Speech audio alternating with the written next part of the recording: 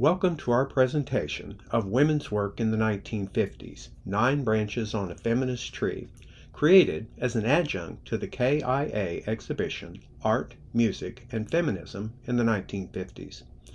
My name is Michael Ricker. I'm an independent scholar and author of the recent book, Graphic Eloquence, American Modernism on Paper, published by the Georgia Museum of Art. I am also a devoted collector. Yet, as a collector, I did not set out to collect works by women artists. Instead, I sought, regardless of gender, quality works, each demonstrative of the artist's body of work, the time in which it was created, and its relationship to the work of the artist's peers. Interestingly, when reviewing my collection and the accompanying research on artists, in retrospect, it became clear that works by women artists not only comprised a vital part of the collection, but that their contributions to the greater art community, as instructors, authors, critics, curators, directors, and organizers, were often more substantial than that of their male peers, taking on a new type of women's work, if you will. Today, we will be briefly considering the lives and work of 9 artists, each of whom, in addition to their devotion to the fine arts, demonstrated qualities of independence, strength, leadership, and adaptability. To be fair to each, we will consider their full lives and careers. While time constraints will limit the depth of the biographical information and the discussion of works in this presentation, more information and an excellent bibliography may be found in the above-mentioned book, Graphic Eloquence. What was it like to struggle for women's rights in the early to mid-20th century? All 9 of the artists we will be considering were alive when the 19th Amendment to the Constitution was ratified in August of 1920, guaranteeing the right of women to vote. One culmination of the 72 years of struggle since the Seneca Falls Convention of 1848 opened the door for public discussion of American women's rights. In 1920, Inez Johnston was newly born, but Minnesota Trone was in her mid-20s and one of the first beneficiaries of the newly bestowed right to vote. All would witness dramatic societal changes in their lives, and each, in her own way, seized the day and moved forward. Yet each had 2 battles to fight, struggling to expand the general rights to which all women were entitled while actively participating in less publicly accepted modernist art movements. While most would not have described themselves as feminists, they knew gender discrimination, as over the courses of their careers they endured subtle belittlements from critics in the press and qualified consideration by jurors, curators, and entrenched art institutions, as well as from their male peers. So let's consider and compare on a case-by-case basis their artistic worlds and the challenges each faced. Maybelle Stamper's art education was comparatively typical for the day. Her time at the conservative school of the Museum of Fine Arts in Boston was balanced against more liberal training at the Art Students League in New York, where one professor, Timon Nicolaides, was a powerful influence. His insistence on the close study of nature and contemplation of the works of philosophers such as Soren Kierkegaard helped reshape Stamper's worldview. Following her training, she married a fellow ASL student, Wilson Stamper, and the couple moved to Cincinnati, where she established a printmaking program emphasizing lithography for the Cincinnati Art Academy.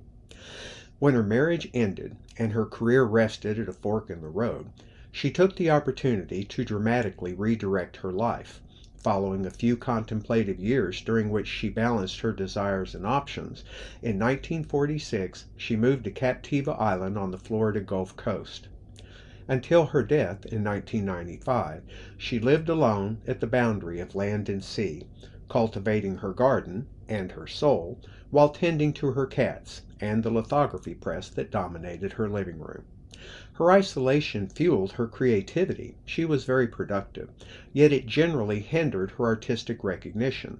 Her Captiva work, particularly her drawings and innovatively structured lithographs, explore influences as varied as symbolism, constructivism, surrealist automatism, and Art Deco. Stamper's work was at times directly autobiographical, such as the lithograph showing her and her cats enjoying a fantastical seaside sunset, an event both private and shared. Other works, like Imaginary Seashell, honor her fascination with the gifts of nature so readily deposited on the beach for her contemplation. Living in the moment, Stamper documented her ever-changing environment in drawings like Every, where a fantastical conflation of sea, sky, and beach marks her interpretation of time and space, even embedding her name, location, and the specific date into the drawing, making herself one with her environment and documenting a specific moment of inspiration. While printmaking generally revolves around the concept of a repeatable image, Stamper flaunted that convention, fashioning multiple creative pathways for prints within an edition, often treating prints as individual works of art, celebrating a working philosophy of multiple successful answers to a single artistic question. The two impression of Stamper's New Ocean, shown here, reveal her nuanced changes of form and color, sometimes requiring different stones for one path and varying colors for another. Exploring her fascination with symbolism, and with Odilon Redon in particular, Stamper regularly populated her lithographs with fantastical creatures, fashioning a type of personal mythology. Her hieratic figures appear poised to deliver divine communication, as revealed through Stamper's personal set of graphic symbols. To keep track of her own complex printing methods, Stamper wrote in detail the individual creative history of each print along the bottom recto of each sheet. The potential pathways, different stones, different colorways, varied printing sequences, and even hand coloring created a plethora of options. Her notations were, in essence, the breadcrumbs she followed to trace her own creative path. Yet, in spite of documenting the technical history of each print for her own benefit, Stamper always emphasized the image above the methods. 30. In addition to technical variations in printing, Stamper varied her methods of drawing, even with similar subjects. The print on the left relies primarily upon blocks of delicate color and small independent elements, while the print on the right is animated by intense mark making, giving each area a dynamic quality and imparting a sense of vibrating motion. Minna Citron spent her life and career in and around New York City. She began her studies at the Brooklyn Institute of Arts and Sciences while married and raising two children. Yet, like Maybelle Stamper, Citron's most influential instruction came through the Art Students League. While she too studied with Kimon Nicolaides, she found her strongest influences in the streetwise figuration of instructors John Sloan and Kenneth Hayes Miller. In 1934, as her studies at the ASL were drawing to a close, she divorced her husband and moved to Union Square, the center of activity for the distinctive realist style of the noted 14th Street School, soon befriending artists like Reginald Marsh and Isabel Bishop. Her first prominent exhibition took place in 1935 at the Midtown Gallery. Titled Feminanities, the works exhibited called humorous attention to the gender constraints and sexism which dogged her early career. To a surprising degree for the day, she slipped those constraints, spending the balance of the 1930s working on the Federal Art Project as a teacher and then as a productive muralist, the years during which she created the three works shown here, eventually transitioning to teaching at the Brooklyn Museum School. Yet, at the height of a career based on the street life of New York, she shifted her focus dramatically, attending Atelier 17, Stanley William Hayter's modernist printmaking workshop in the early 1940s. Her time at the New York-based workshop led her to embrace abstraction as seen in the following prints. With the passing years, however, she bridged the modernist gap, teaching both realistic figuration and non-objective abstraction. Citrone's time at Atelier 17 left her well prepared to explore modernist printmaking. Flight to Tomorrow is a multi-plate color intaglio print. Its dynamic design reflects the workshop's emphasis on automatic drawing, where the artist's instinct and spontaneous action led the way, rather than methodically planned studies dutifully transferred to the printing plate. A similar spontaneity shows up in Amphitryon, a visually layered work with deeply scorped areas printing near white, midground areas heavily worked with automatic drawing, and dark aqua-tinted sections which appear to float on the surface. For Barrier Reef, Citrone again relied on multiple etching plates. In this instance, a slight but deliberate misregistration in printing introduces a subtle sense of depth. Unlike Flight to Tomorrow and Amphitryon, her work on the plate for Barrier Reef is gestural and aggressive, both hallmarks of the then dominant New York school and abstract expressionism. With its heavily eroded plate, Poseidon's Revenge displays an even greater aggressiveness while avoiding the illusion of depth present in Barrier Reef. Here, the image is crushed to the picture plane, becoming insistently flat. The emphasis on surface and the refutation of perspective were also characteristics associated with abstract expressionism. Dorothy Denner was born in Cleveland, but was raised in Pasadena by her Aunt Flo after she lost her parents and sister prior to her 18th birthday. She moved to New York in 1923 to study acting and dance, but soon decided to rethink her career, traveling alone overseas and finding inspiration in the visual arts. On her return, she enrolled, as with Stamper and Citrone, at the Art Students League. Like them, she also studied with Kimon Nicolaides, but was most influenced by Jan Matulka. During her time at the League, she met, and in 1927 married, fellow student David Smith.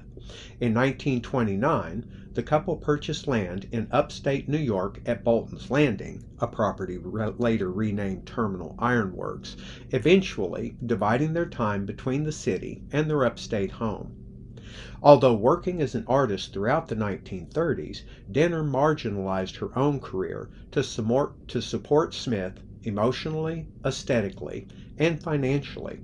But by the war years, her relationship with the increasingly violent Smith deteriorated. Their final separation in 1950 left a newly liberated Denner poised to expand her career, including working as a sculptor, something not possible during her marriage. Much of Denner's early work is self-referential, and the two works shown here are particularly autobiographical. The image of 6 women, showing the influence of European Expressionism, and Max Pechstein in particular, is from her Damnation series. The expressionist drawing style emphasizes the emotional content, with the figures lined up for confession in apparent pursuit of forgiveness. It was created during Denner's first separation from Smith. As Joan Martyr chronicles, Smith's physical and psychological abuse of Denner was ongoing and severe. The drawing on the right is from Denner's Virgin Island series, inspired by a trip with Smith to the islands in 1931 and 32, but realized as a series of drawings more than a decade later, with most works completed between 1944 and 1949. This drawing reiterates the myth of Danae and the shower of gold, best known in Renaissance works by Titian, with Jupiter divinely impregnating Diana through a shower of gold.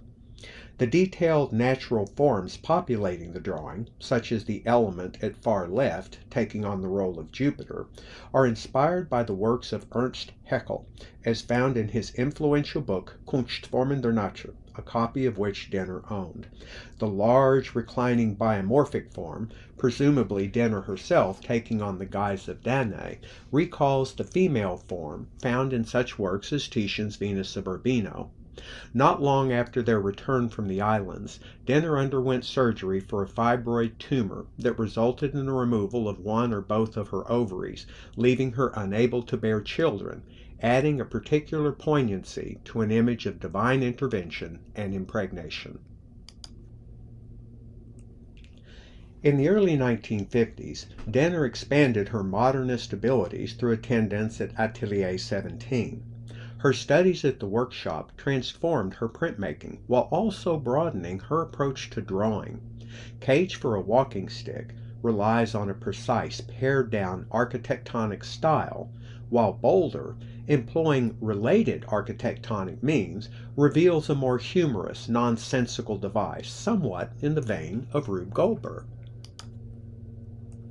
For printmaking, Denner relied almost exclusively on dry point, drawing directly and spontaneously on the plate with a stylus, as emphasized at Atelier 17. She created dynamic abstractions from nature, as demonstrated by the rambling waterside landscape, likely Bolton's Landing, in Landscape, New York, and the twirling dancers, Denner trained as a dancer as well as an actor, in Figures in Landscape, also likely inspired by the area around Bolton's Landing. Denner noted in an interview with Elizabeth de Bethune for Art Journal, "I didn't make any sculpture until I left David. I defy any woman who is married to David Smith to become a sculptor." Yet by 1955 she began exhibiting her sculpture made by the lost wax method and was included in the 1955-56 exhibition at MoMA, Recent Sculpture USA. The following year, she had her first solo exhibition of sculpture at Willard Gallery. Also in 1957, she moved into her lifelong studio on Union Square, not far from Citrone's studio, and helped form the New Sculpture Group. The two study sheets shown here demonstrate her willingness to test the physical limits of the lost wax method. As her notations indicate, she was able to place her sculptures into prominent public collections. While devoted to drawing and printmaking, she would eventually be considered first and foremost a sculptor. Fannie Hillsmith began her studies in 1930 at the Boston Museum School. Reaching her senior year and realizing that she would not achieve her initial goal of being a portrait painter, she moved to New York in 1934 to attend the Art Students League, where she studied with Alexander Brooke, Yasuo Kuniyoshi, John Sloan, and William Zorach. Following these studies, she moved back to Boston but soon returned to New York with her mother, spending the balance of her life and career as a New York-centric artist. By the war years, she obtained prominent representation at the Nautilus Gallery, exhibiting alongside Robert Motherwell and Jackson Pollock.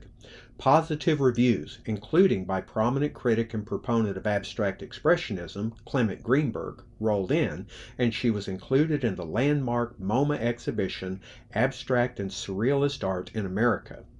In 1945, she was invited by Joseph Albers to teach for a semester at the experimental Black Mountain College in North Carolina. Soon after her return, she attended Atelier 17 for several years, adding printmaking to her creative talents. Over the years, she produced numerous etchings and woodcuts, in addition to painting, drawing, and even some sculpture. Hillsmith's mature paintings evidence her lifelong exploration of Cubist concerns.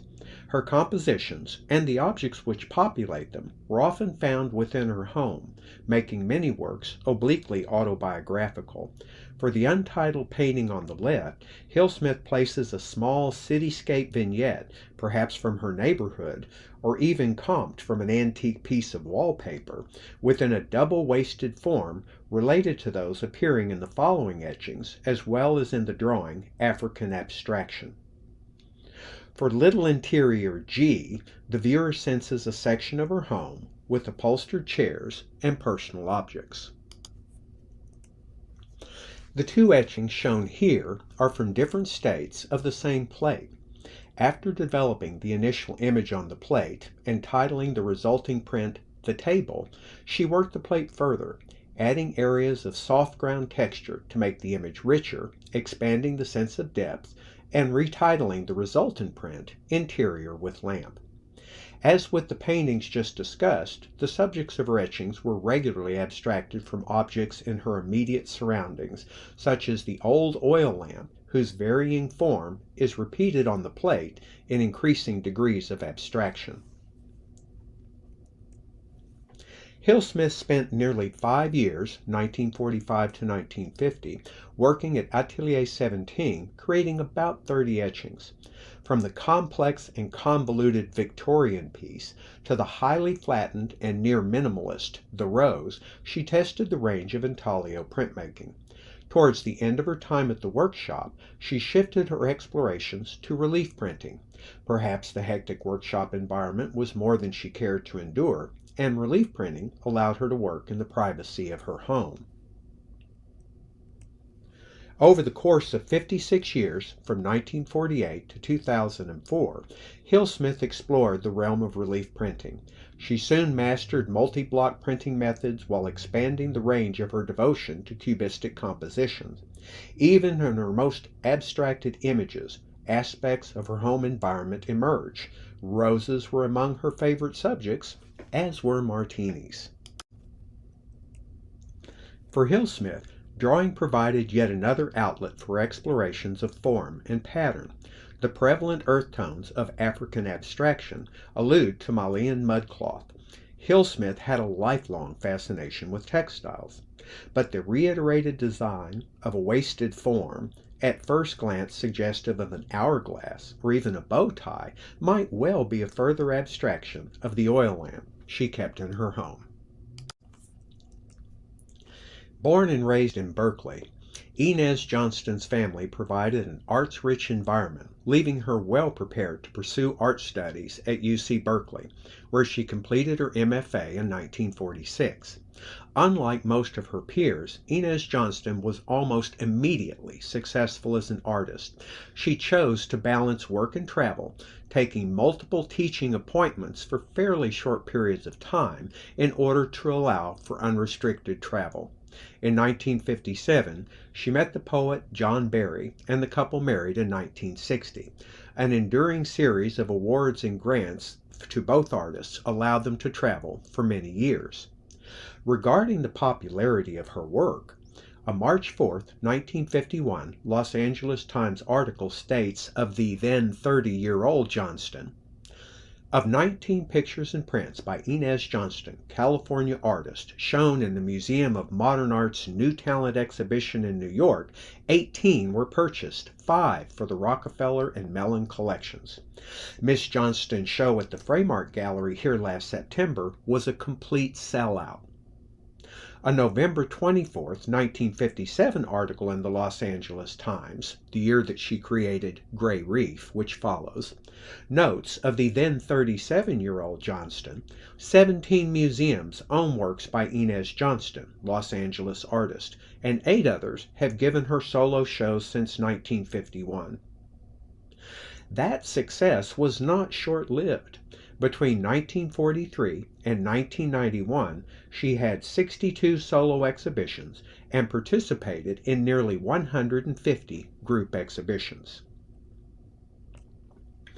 While teaching at UC Berkeley between 1947 and 1949, Johnson studied printmaking with Glenn Wessels. Soon mastering the intricacies of intaglio printmaking, she made the print a central component of her work. For gargoyles, she took her densely worked etching plate and applied a thin layer of ink to the surface, rather than into the recesses, of the plate, printing it as one would a woodcut. The image produced is a negative of a regularly inked and printed etching. For the color etching, African Journey, she used pochoir screens to place each color, often using her fingertips to transfer printing ink. This method allowed her to print each impression in a single pass through the press, sidestepping the complications of multi-plate intaglio printing. Johnston's vibrant paintings are as pleasingly eclectic as her prints. Her mature paintings are usually densely worked floating fields of abstraction with limited spatial reference, but early works, such as the examples seen here, demonstrate her approach to somewhat more typical perspective-driven figurative compositions. Street Vendors depicts Bay Area merchants and their customers in an open-air market. Each figure, and even a fish and a cat, look directly out of the painting, making the viewer the focus of the composition. Her seated figure is a narrative-driven composition, perhaps alluding to Edgar Allan Poe's The Raven. For this work, and the small number of known related works, Johnston added grit to her pigment to provide surface texture, and then abraded through it in places to give the feeling of an ancient wall painting. Rather than settling on a single artistic medium and support, Johnston used a variety of mediums and supports for her drawings and paintings. In addition to a variety of papers, such as the delicate blue paper with irregular borders used for gray reef, she worked on silk, linen, and canvas, among other supports, even embellishing the surfaces of her sculpture. For Johnston, it was important for each work to have an individual identity, established in part by her choice of medium and support. Gray Reef suggests an eclectic map for a mysterious underwater world. Rather than a typical reef habitat, Johnston presents a cattywampus town, replete with high-rise buildings, public plazas, and perhaps even a monument or two.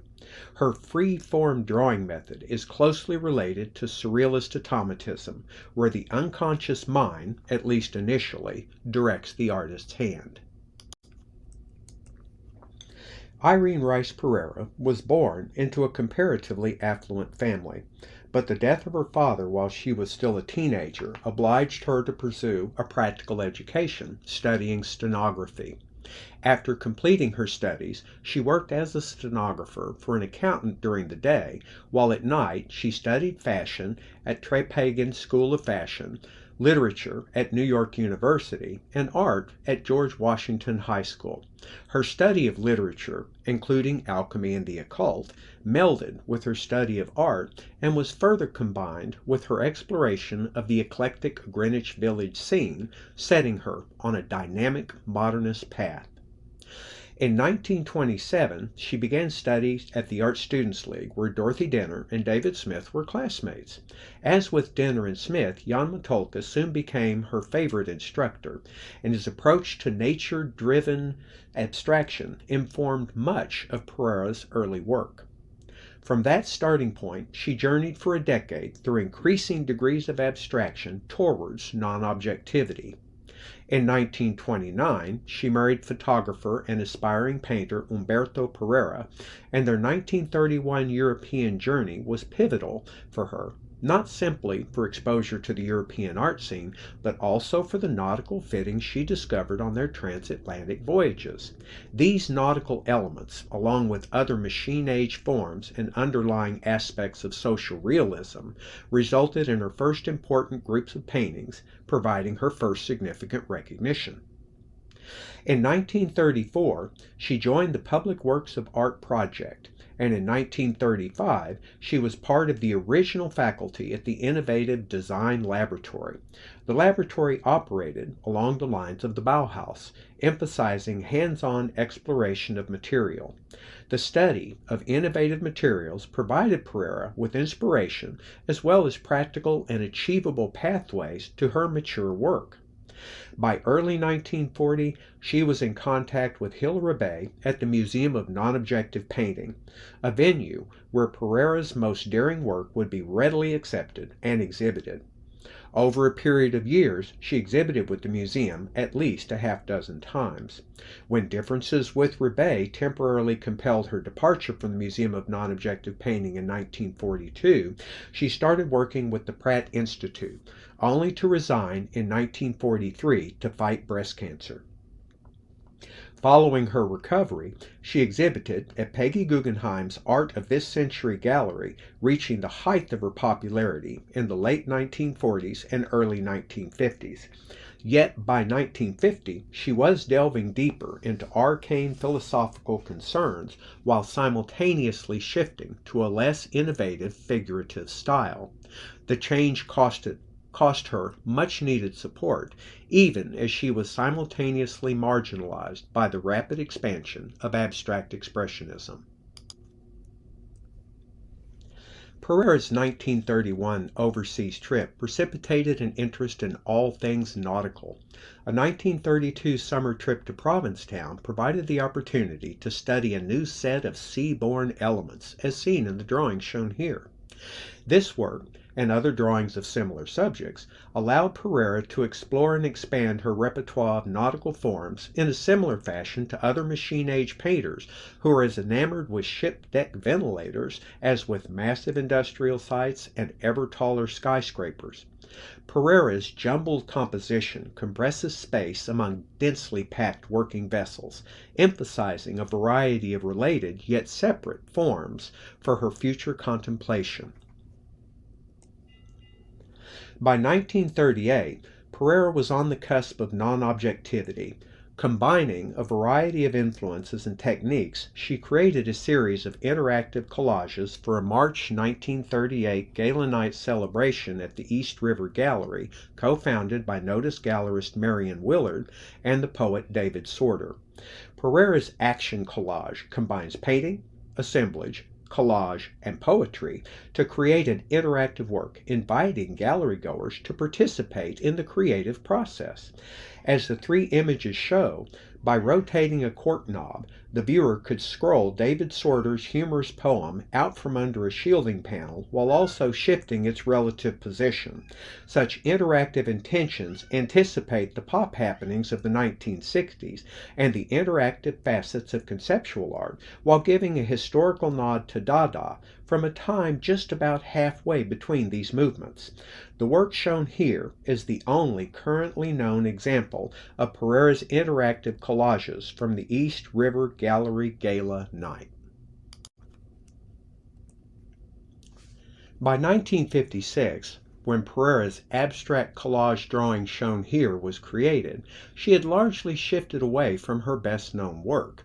Yet the creative process seen here suggests a fresh investigation of linear forms floating in space.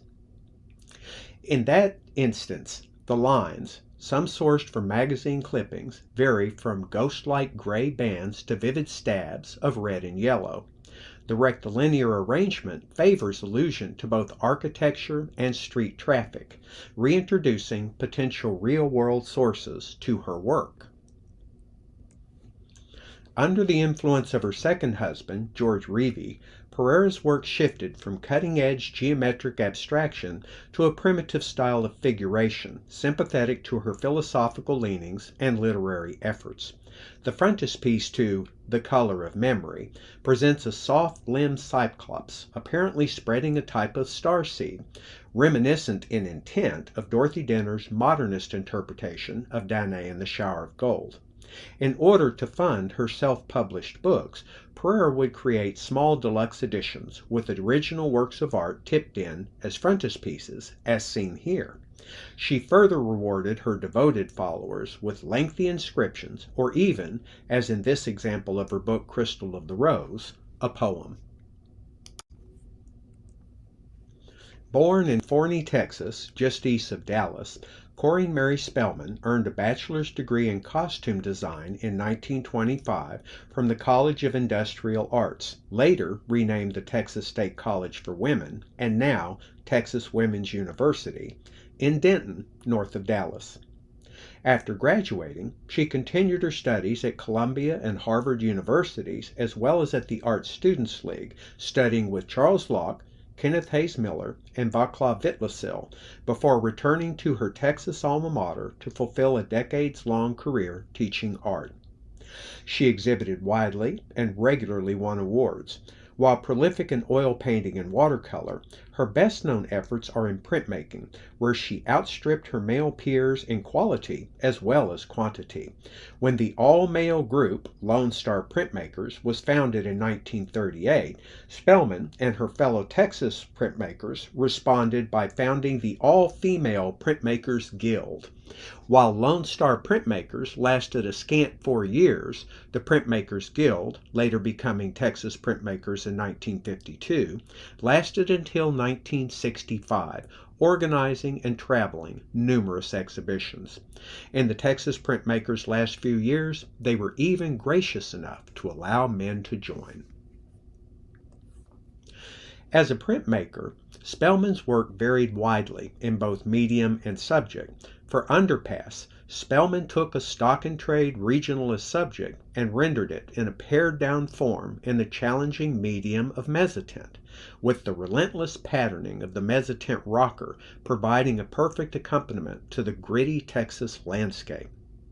She taught lithography at the university for decades, and it was her preferred medium.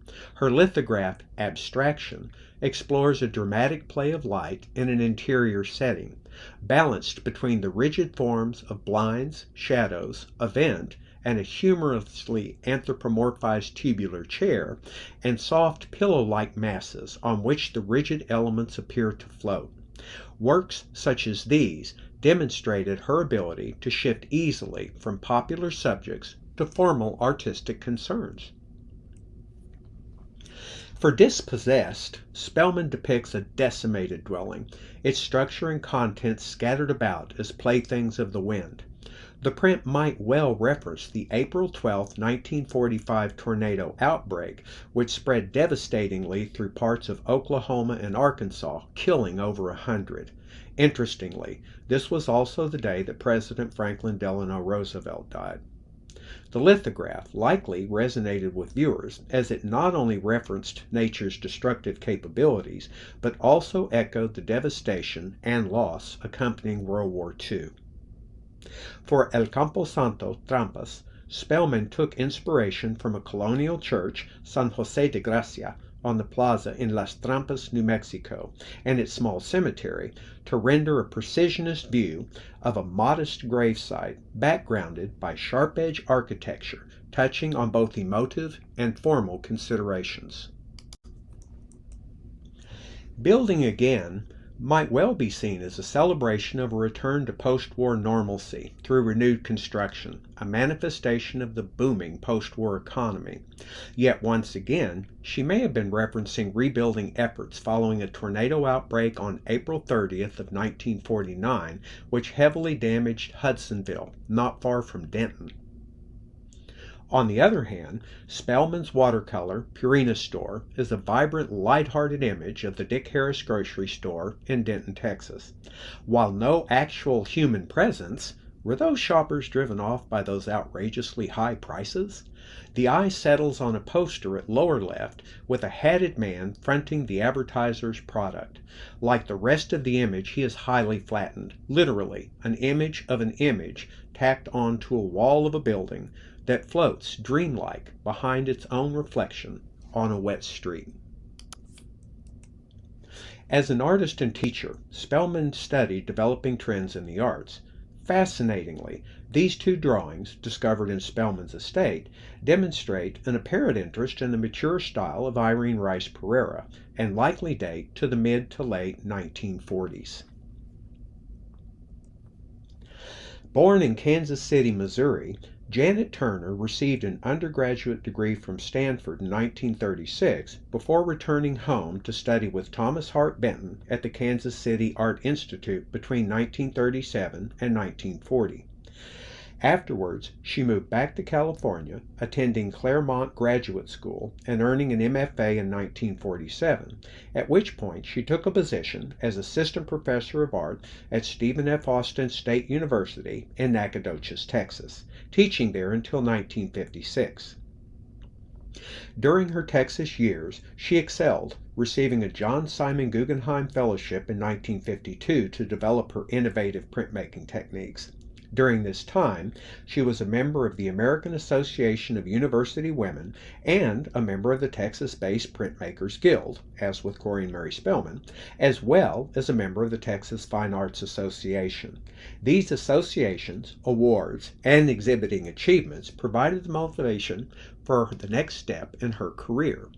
By 1956, she was ready for a change, moving to New York to complete a PhD program.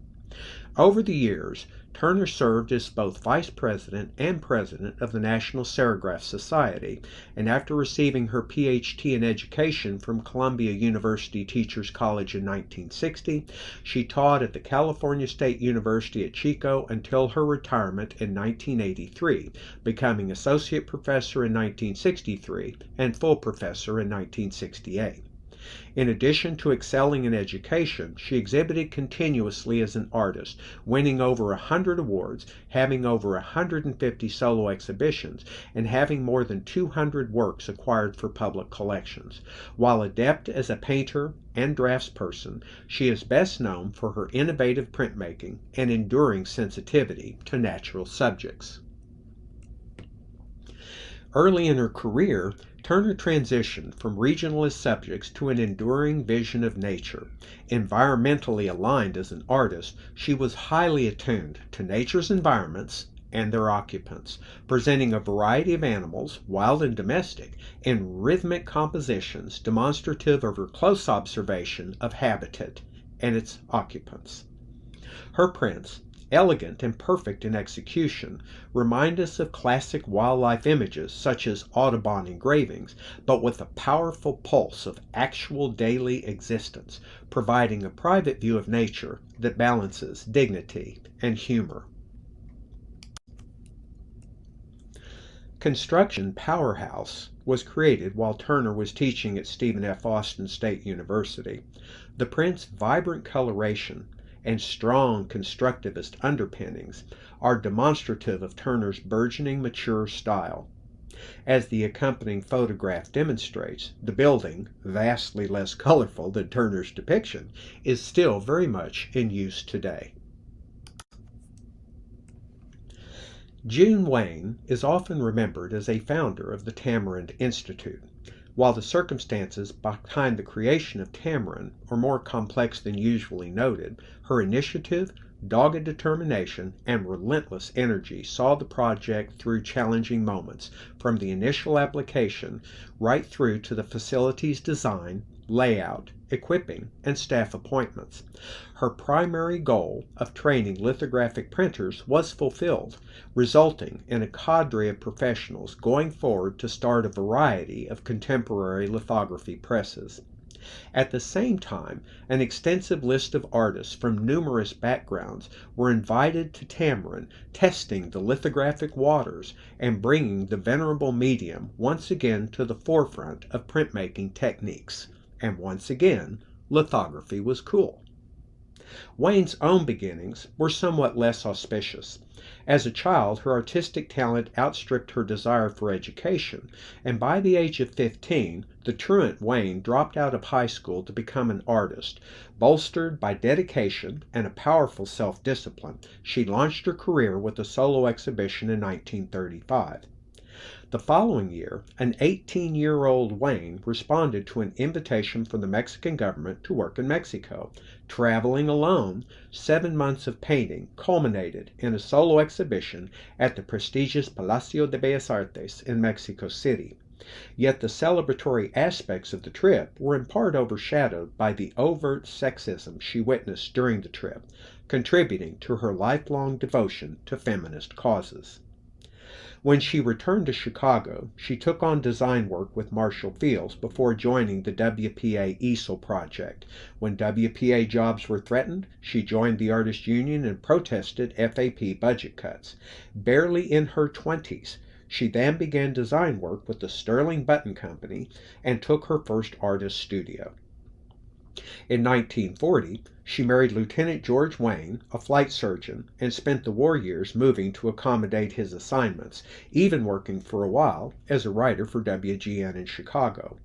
After the war, they settled in Los Angeles, and as their marriage declined, she centered her attention on the Los Angeles art scene, achieving her artistic maturity. On the recommendation of a friend, she visited with the printer Linton Kistler and soon began studying lithography with him, rapidly mastering the challenging medium. After a decade of work, during which she exhibited over 100 times, she perceived the decline of what many at the time considered an arcane medium.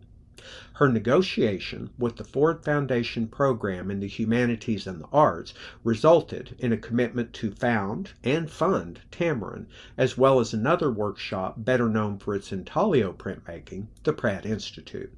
The rest of Wayne's career was devoted to a balance of introspective personal work and front office administrative duties.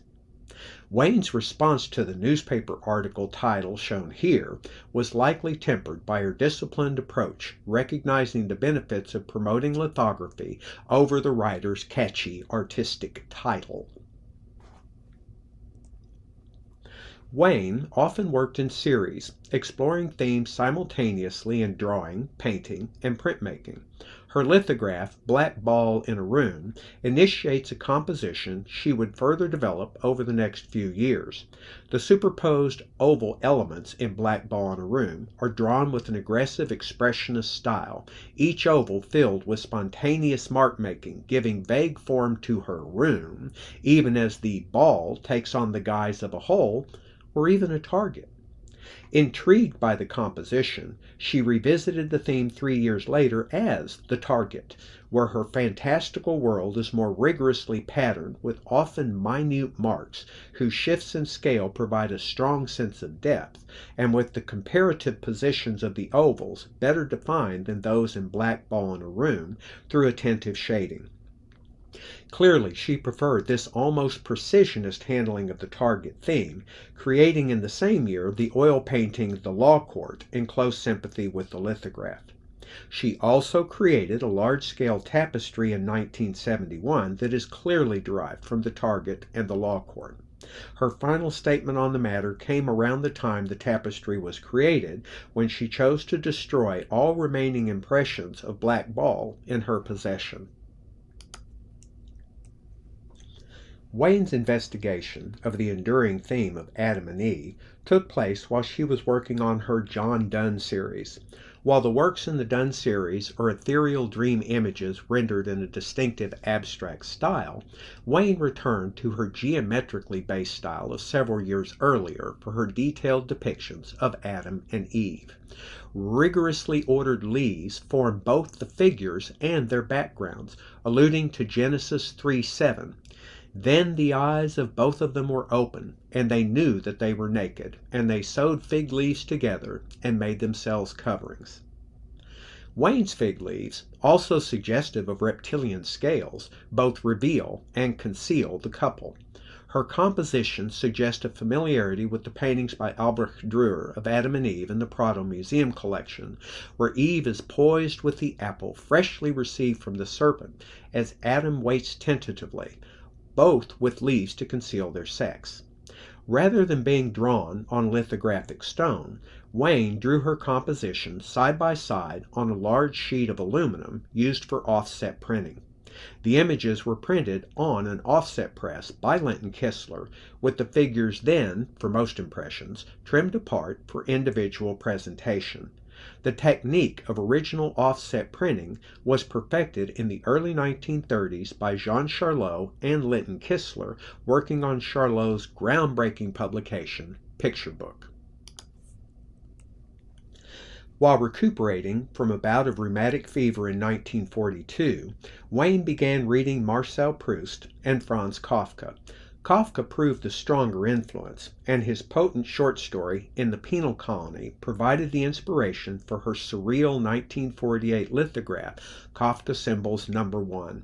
Her mix of liquid tusch and litho pencil balances bold areas of deep black against both aggressive and delicately nuanced drawing.